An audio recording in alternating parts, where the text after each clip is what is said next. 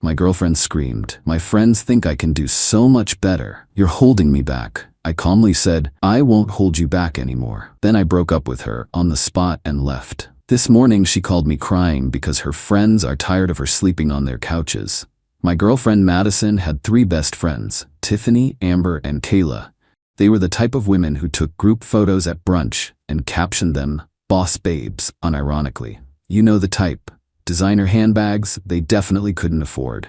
Coffee orders with 7 modifiers. Every conversation started with, "So I was manifesting," or "My therapist says."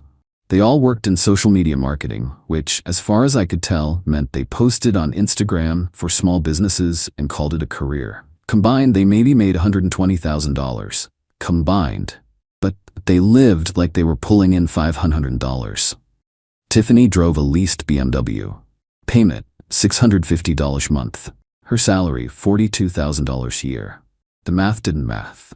Amber worked for a startup that had been about to IPO for 3 years. She got paid in equity. Equity she couldn't cash out, but she had a company credit card for networking events which she used to buy $18 cocktails. Kayla's situation was most interesting. She technically worked in social media marketing, but really she was dating Marcus, a 47-year-old divorced finance guy who paid her rent as a gift.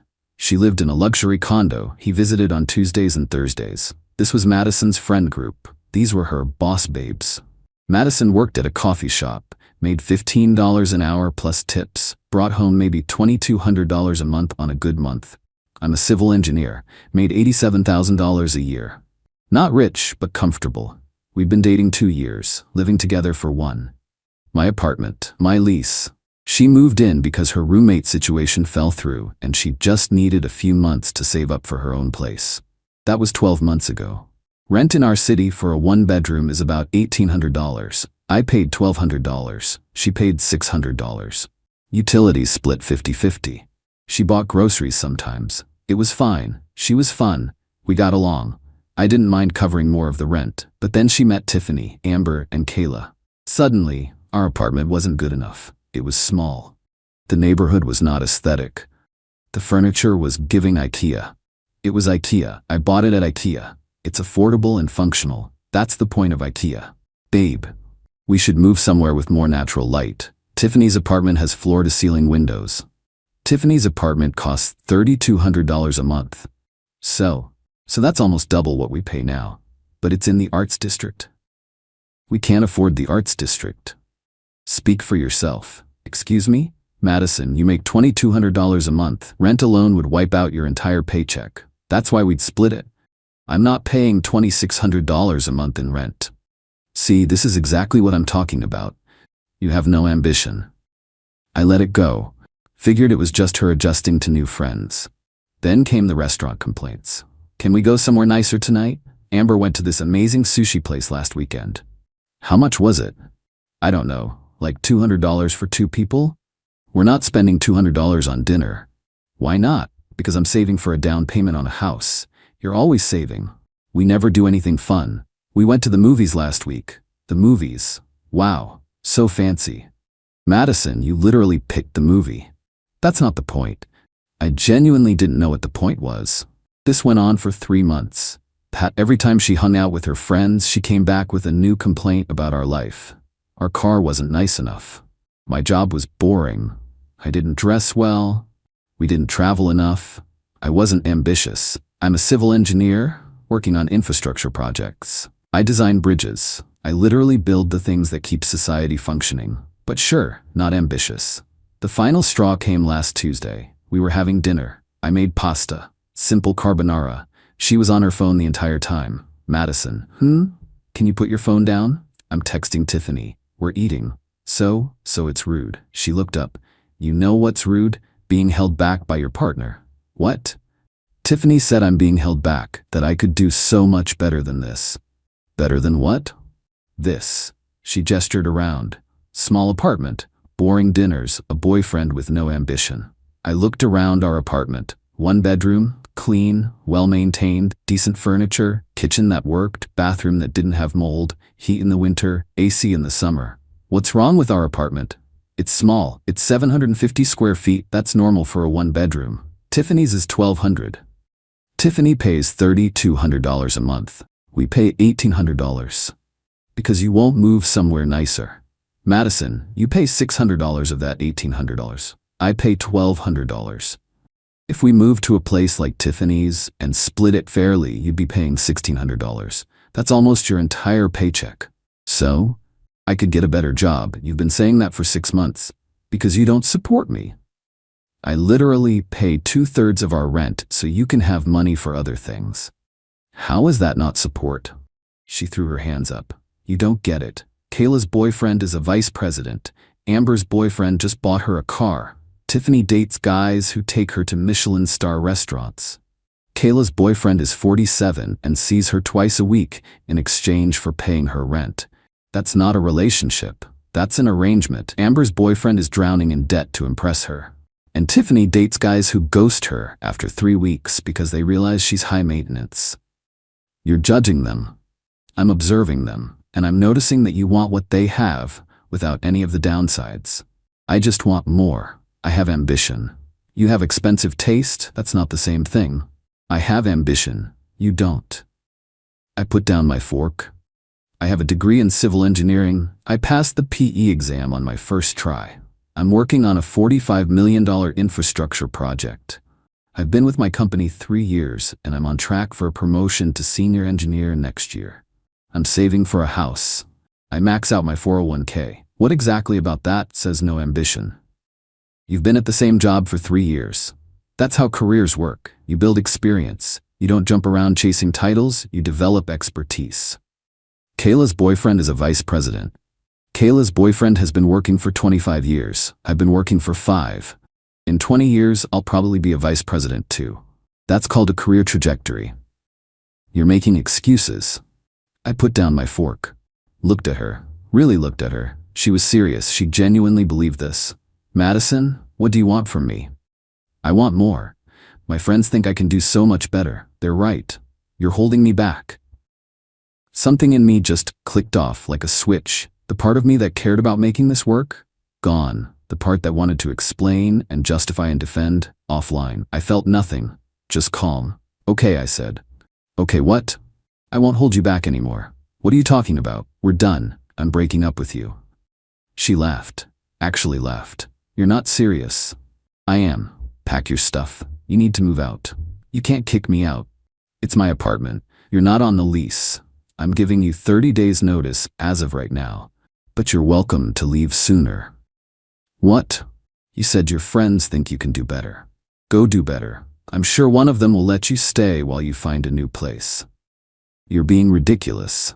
No, I'm being practical. You're unhappy. I'm tired. This isn't working, so let's end it. You can't just break up with me over one comment. It wasn't one comment. It's been 3 months of comments. You don't like anything about our life. You don't respect me or my career. You want someone more ambitious, richer, fancier. That's fine. Go find him, but it's not me. Where am I supposed to go? Didn't you just say your friends think you can do better? I'm sure they'll help you do better somewhere else. I can't just leave right now. You have 30 days. That's generous and legal. I stood up, grabbed my keys and wallet. Where are you going? Out. You can start packing or not. Up to you, but you're leaving. I went to my friend Chris's house, explained the situation. He let me crash on his couch for the night. When I got home the next morning, Madison was gone. Most of her stuff was still there, but she wasn't. I texted her, "Take your time getting your things. You have until the end of the month." No response. Fine. I went to work. Normal day, came home, made dinner, watched TV, went to bed. It was weirdly peaceful. Day 2, still no word from Madison. Her stuff was still in my apartment. I started boxing it up, not throwing it away, just organizing it so she could grab it easily when she came back. Day 3, still nothing. Day 5, I get a text from a number I don't recognize. "This is Tiffany, Madison's friend. You need to let her back into the apartment." No, she has nowhere to go. She has 25 more days to collect her belongings. You're being unreasonable. I gave her 30 days notice. That's what the law requires. She can coordinate a time to pick up her things. She doesn't have anywhere to stay. That's not my problem. She said her friends think she can do better. I assume one of those friends has a couch. No response. Day 7. Madison texts me, I need to get my stuff. Sure. When? Tonight.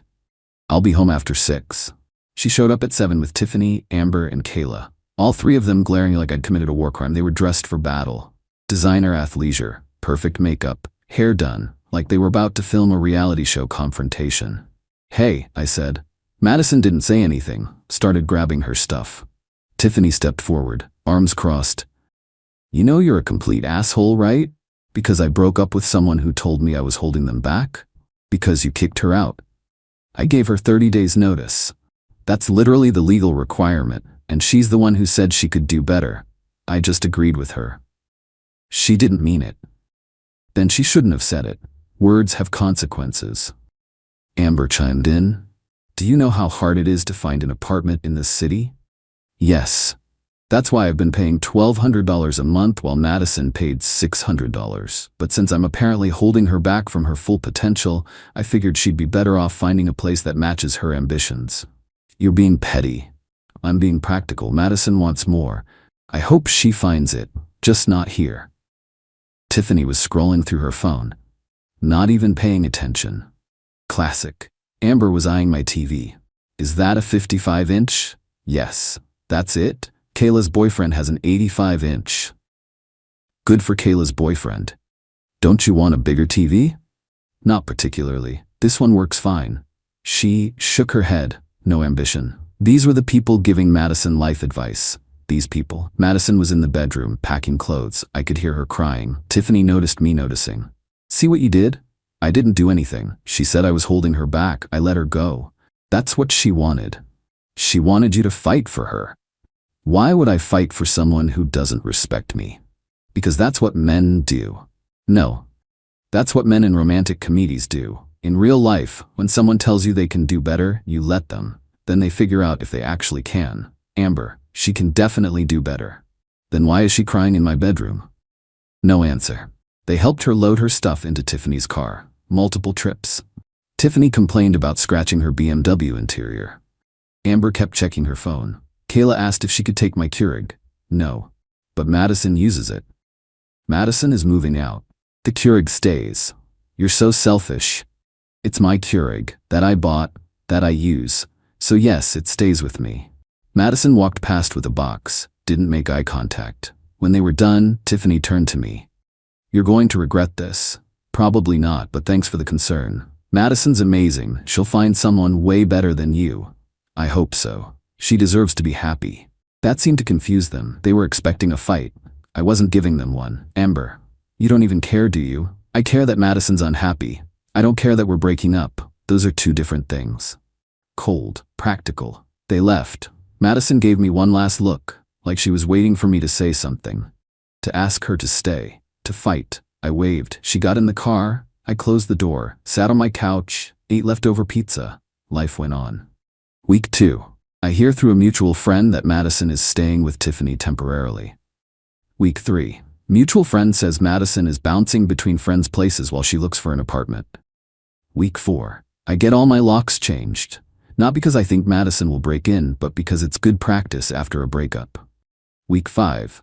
I get a call from Madison's mom. Jake, hi Mrs. Chen. I heard what happened. I'm so sorry. It's okay. These things happen. Can I ask you something? Sure. Did Madison really say you were holding her back? Yes. Long pause. She's an idiot. I laughed. Couldn't help it. I appreciate that. She called me last week, said she's been staying with friends. I asked her why she doesn't just get an apartment. She said she's looking, but everything is too expensive. Rent hasn't changed since she lived here. That's what I told her. She said she can't afford $1,800 for a one-bedroom. She never had to pay $1,800, she paid $600. I know. I told her she should apologize to you and ask if she can move back in. What did she say? That her friends said that would make her look weak. Of course they did.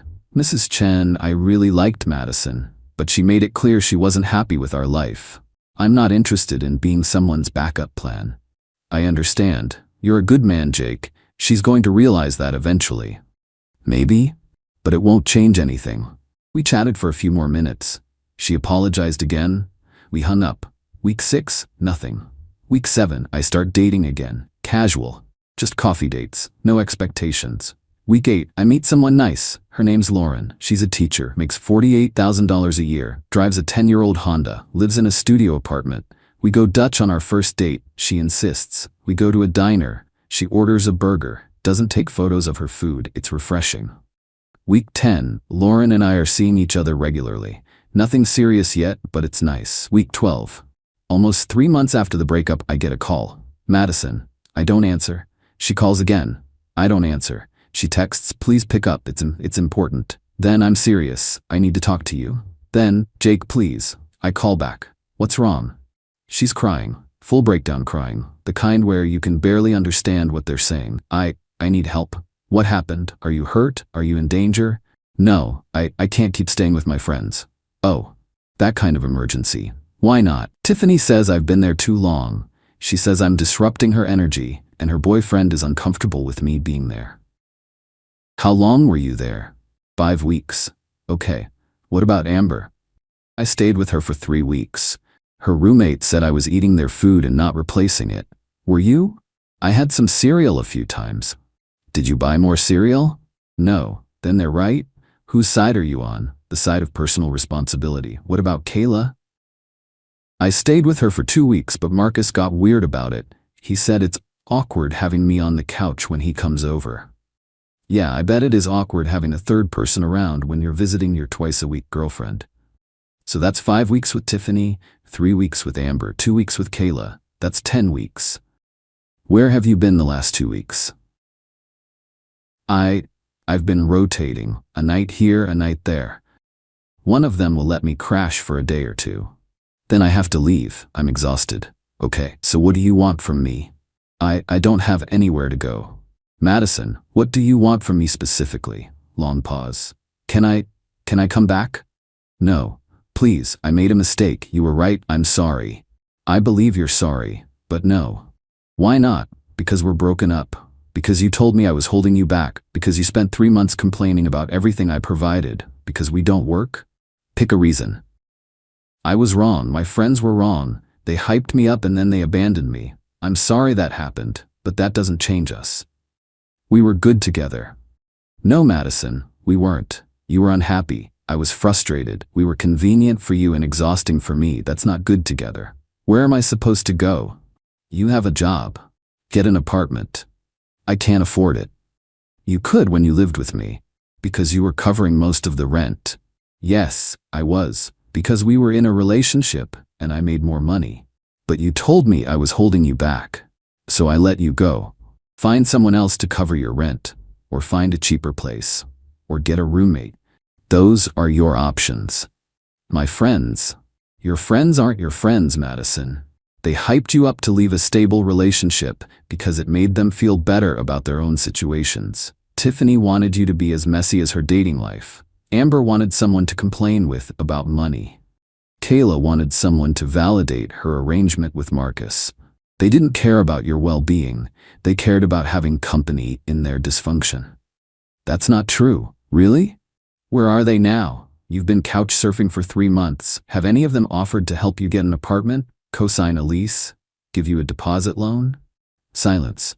That's what I thought. They're tired of me. Because you expected them to solve a problem you created. That's not friendship. That's dependency. So you're just going to abandon me too? I'm not abandoning you. I'm maintaining a boundary. We broke up. I'm not responsible for housing you. I loved you. Past tense, noted. I still love you. I don't believe you. I think you love the stability I provided. The cheap rent, the consistent paycheck, the guy who didn't demand you split $200 sushi dinners. But you didn't love me. If you did, you wouldn't have spent 3 months telling me I wasn't enough. She was crying harder now. Madison, I'm going to be honest with you. You need to figure out your life. Get a roommate. Find a cheaper apartment. Pick up extra shifts. Stop comparing yourself to your friends. Stop living beyond your means. That's the only way this gets better. I can't do this alone. You're going to have to. I'm sorry, I really am. But I can't help you. So that's it? That's it? You're just gonna let me be homeless? You're not homeless. You're temporarily inconvenienced. There's a difference. You have a job. You have options. You just don't like any of them. That's not my problem to solve anymore. I hate you. That's fine, but you called me, remember? She hung up. I sat there for a minute, felt nothing. No guilt, no satisfaction, just neutral. Lauren called. Hey, wanna grab dinner? Yeah, absolutely. We went to a Thai place, split the bill, talked about our days. She told me about a student who finally understood fractions. I told her about a bridge design that got approved. Normal. Easy. No drama. Week 15. I hear through the mutual friend that Madison's friends don't talk to her anymore. Apparently there was drama. Something about Madison expecting them to keep supporting her indefinitely. Shocked. Truly shocked. Week 16. Madison texts me. I got an apartment. Congratulations. It's $1,600 a month. I had to get a roommate. That's good. Roommates help with expenses. It's in a worse neighborhood than where you live. Okay, and it's small. Most apartments are. I just thought you should know. Why? No response. Week 20. Almost 5 months after the breakup, I see Madison at a coffee shop, not the one she works at. A different one. She sees me. Freezes. I wave. Keep it civil. She walks over. Hi. Hey, how are you? You? I'm managing. Good. Awkward pause. This is weird, she says. Little bit. I'm sorry for everything. I appreciate that. Do you think we could ever? No. Just like that? Just like that, I'm seeing someone. Oh, yeah, is she better than me? She's different, and we're happy. That's all that matters. Right? Take care of yourself, Madison. You too. I left, didn't look back. Lauren was waiting in the car. That her? Yeah, she looks sad. She made her choices. You okay? I'm great. And I was. Here's the thing about people who say you're holding them back. They're usually holding themselves back and looking for someone to blame. Madison didn't need a richer boyfriend or a fancier apartment or a more ambitious partner. She needed realistic expectations and better friends. But those aren't things I could give her. Those are things she needed to figure out herself. Did she? I don't know. Don't really care. I'm busy building bridges. Literally and figuratively. And dating a woman who orders burgers at diners and splits the bill and doesn't think my IKEA furniture is giving anything except functionality. Life's good, no regrets.